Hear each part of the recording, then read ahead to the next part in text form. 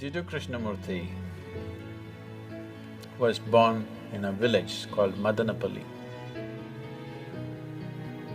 I've been to his house where he was born and where he lived. A century-old house, a cute little house, nice place. It's kept like a monument for him today. At one time in early 20th century and late 19th century, theosophy spread across the world in a big way.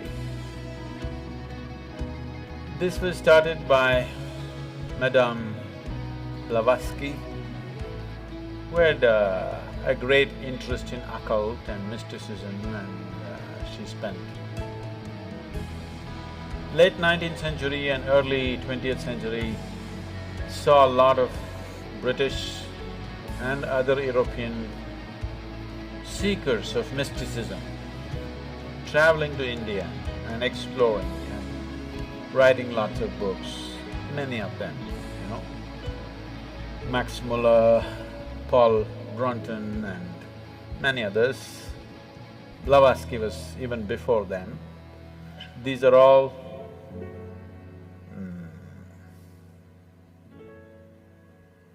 explorers of mysticism.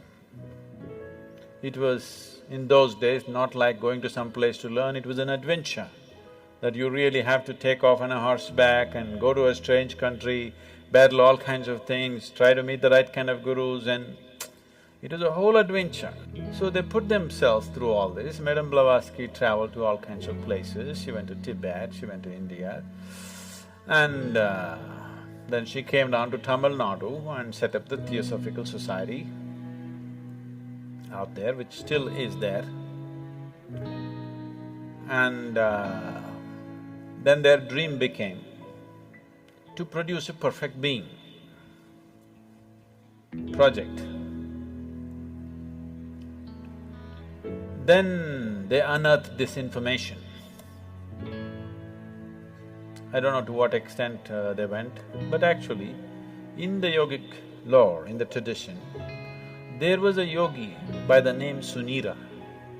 Sunira saw that human consciousness could be evolved if you produce a perfect human being who could render this to all sorts of people. In a way, he comes from the tradition of Shiva. Somewhere it's his dream to build another being like that. He wants to build a living Shiva once again, a perfect teacher for the world, who is completely multidimensional, not this kind of teaching or that kind of teaching. As Shiva explored the whole human consciousness and human body in every possible way, he wants that kind of a living being. So he started building the energy body for that kind, and then he believed that he could build a physical body on top of that and let him loose in the world with a lifespan of a few hundred or thousand years, so that he will transform the whole world by the time his time is done. So he started working on this project. And of course he died unfulfilled. Many ambitious yogis picked up the same project that Sunira had left and tried to reconstruct this energy body of a perfect teacher who can transform human consciousness. So, Madame Blavatsky, Leadbeater and Annie Besant, who came together to power this theosophy movement across the world, which they successfully did to a large extent, and they gathered the most phenomenal occult library on the planet is still in the Theosophical Society of India. They gathered every kind of book on occult, and they set up a whole study team. Even now, J. Krishnamurti's groups are called study groups, yes? Study circles or study groups, say because these study groups were set up by Annie Besant and Leadbeater. These are brilliant intellects, no question about that. But they have no inner experience, but they have gathered phenomenal amount of information. So somewhere they believe with this information and with their intelligence and intellect, they can recreate all this. And they started looking for appropriate bodies upon which this body of a super teacher can be imposed upon. Jidhu Krishnamurti, Rukmini Arundale, who else? One more, whatever. They started putting them through very severe training to prepare them, physically, mentally. But they have no inner experience. They're reading books and trying to do this to these boys. And they put JK and all kinds of meditative processes, and he attained to a certain level of… he became a fantastic human being. He was something that nobody could decipher, but he was like a flower, his fragrance could not be missed. Then they decided, when JK was about 20 years of age, 27 or 28 years of age, this Theosophical Society decided to announce to the world that he is the world teacher. The perfect teacher has come. People gathered with great interest in this. JK came on the podium and he said, "I am not a world teacher." Poof! The whole Theosophical Society and their project, everything went down the tube.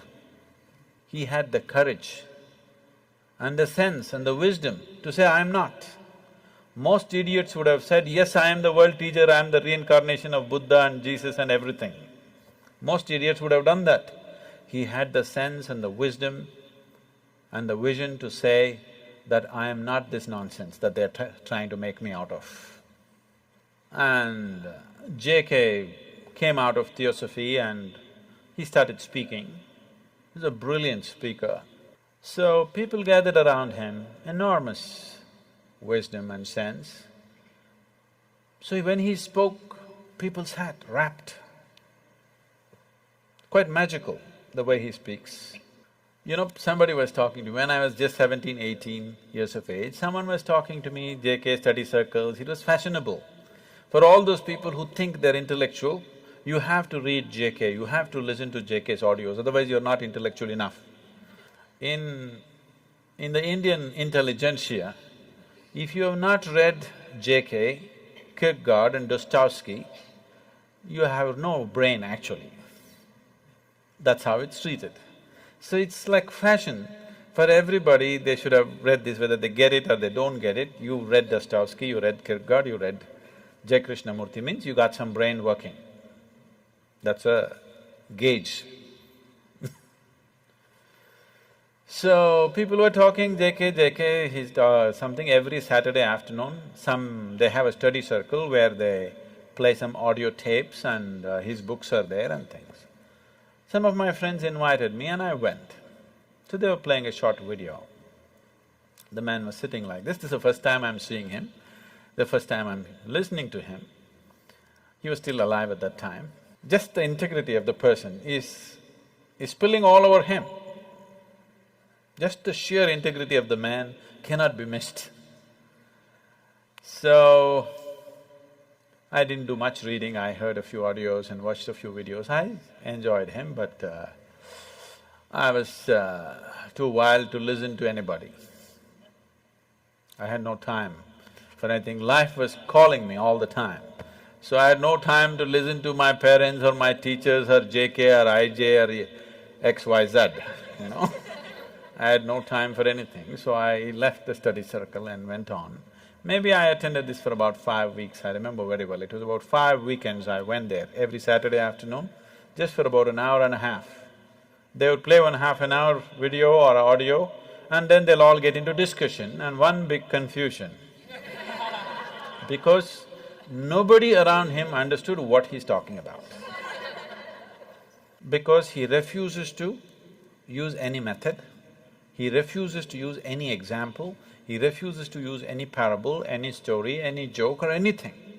Just This is just intellectual dissection. This is called as Gnana Marga. This is pure Gnana Marga. Gnana means the way of the intellect. Out of these 7 billion people, if you find 10,000 people who have that kind of a razor-sharp intellect, who can, without any kind of context, they can go on slicing things, you will not even find I don't think you'll find 10,000. Maybe you'll find 1,000 people. And those 1,000 people may not be interested in the spiritual process. They may be trying to slice through the stock market, they may be trying to slice through something else. So, around JK, everybody could feel the man is special, but nobody could get what he was talking about, because he refused to play the role of a guru, he refused to initiate anybody into anything, he refused to give any kind of method, any kind of process. He said it anyway happen. It is true. Anyway it will happen. But maybe after 1,000,000 lifetimes. So if you're in a hurry, either you must have that kind of an intellect, which is rare, or you must be willing to use the other faculties that you have of body, energy, emotion, all these things. He went driving on one wheel of his car. He is good at it, but nobody else could get to do it. Fantastic human being. When he was there was a fragrance, when he's gone, only books, because there's no living process. So Khalil Gibran said about J. Krishnamurti, when I walked into the room, JK was sitting and Khalil Gibran went to meet him. He said, when I walked into the room, I walked into a wall of love. It just hit me in the face. So you would never associate JK with love. He's not a loving man. That's not how he looks. He's like this. He definitely doesn't look loving, but he's very loving. His energies are absolutely compassionate, but his words are like knife. So, people felt something, but they couldn't figure what it is. They couldn't get a hold on it because he wouldn't give a hold. He said, if you hold it, you may get stuck with this, so don't hold. If there were millions of razor-sharp minds in the world, that would have been a fabulous way to do things. But in today's world, in the existing way the humanity is, the way people's intellects are entangled in 1,000,000 things, that method is just not going to get anybody anywhere. It's a beautiful process, but there must be people who can digest it, isn't it? So, J. Krishnamurti was like a flower. His fragrance was felt when he was alive, and that's all. His words are good. If you want to kind of use it as an intellectual exercise to drop a few things, they could be useful, brilliant. His intellectual brilliance just comes out every moment of his life.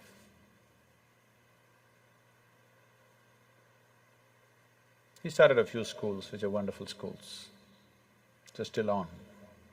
I must tell you my association with him. When I went to this